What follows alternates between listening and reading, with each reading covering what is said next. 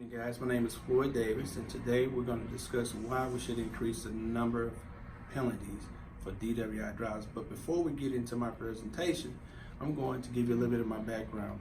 I've been employed with Harris County Precinct 7 Constables for approximately 10 years. I'm currently a lieutenant. Part of my job description is to investigate DWI fatalities as well as accident crashes. Driving while intoxicated has been a common denominator in fatal accidents since the 1980s. It has been a great concern from law enforcement since the 1930s, as stated by Goodwin. In 1985, 18,125 accidents occurred due to alcohol intoxication. 41% of those accidents resulted in unnecessary deaths of innocent lives. Since then, numbers have decreased by nearly 50%. As of 2016, there were 10,497 alcohol-impaired crashes.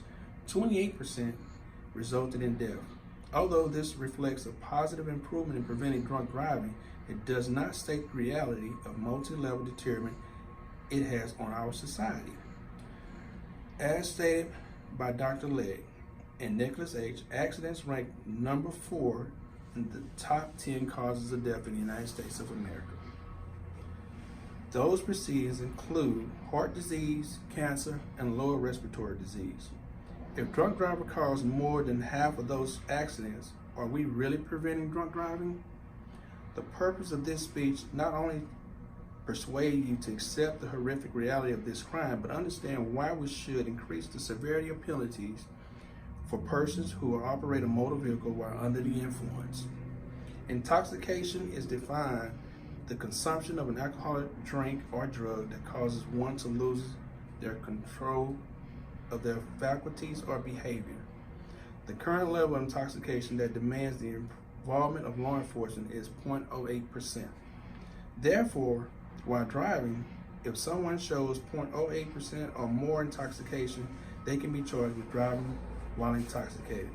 For first offenders in the state of Texas, charges include a Class B misdemeanor, a fine up to $2,000 and 180 days in jail, and 365 days license suspension.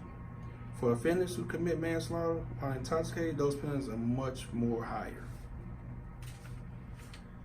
Those who oppose increasing the severity of DWI penalties would say these are appropriate consequences for their crime. However, I disagree. Research states that approximately 1/3 of DWI drivers or offenders would re-offend within a 3-year period, as stated by Dyke and Fillmore.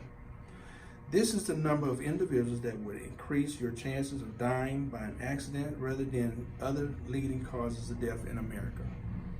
The question here is, why DWI offenders repeat this crime?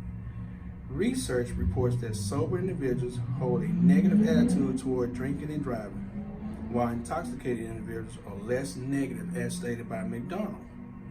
This indicates the people who naturally view drinking and driving as something illegal and harmful are the same people who can change their attitude toward drinking and driving when intoxicated.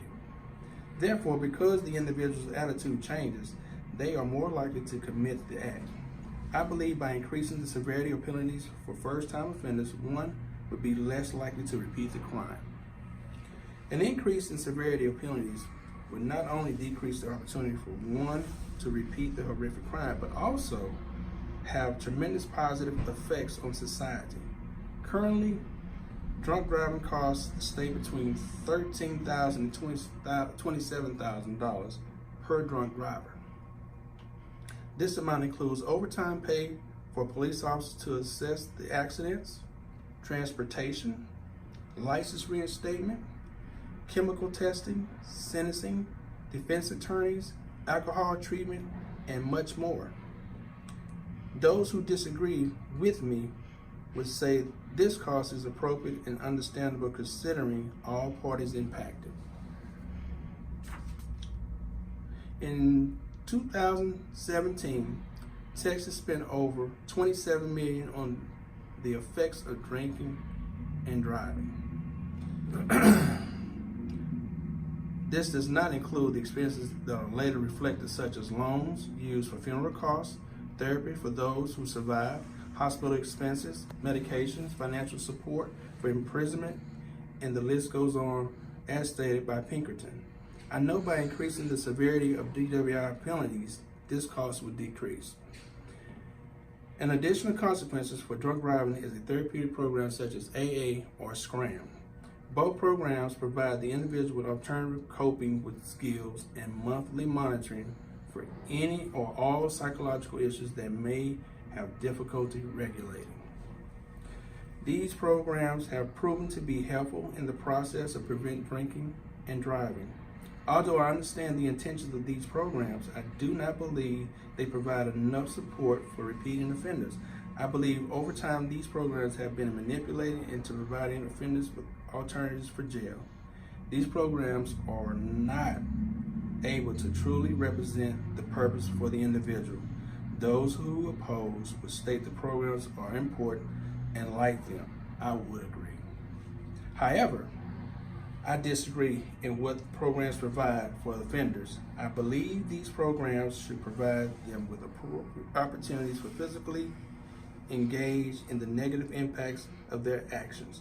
For example, they can attend a meeting with MAD, which is Mothers Against Drunk Drivers, assist families who have lost loved ones to drunk drivers, or clean trauma rooms or streets where fatalities or fatal accidents have occurred due to drinking and driving.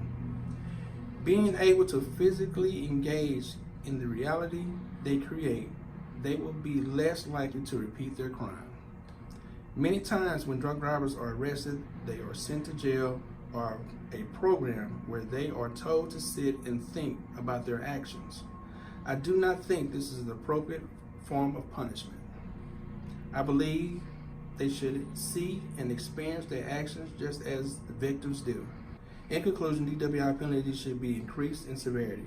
It should not be okay for everyone out 3-time offenders to repeat their crimes.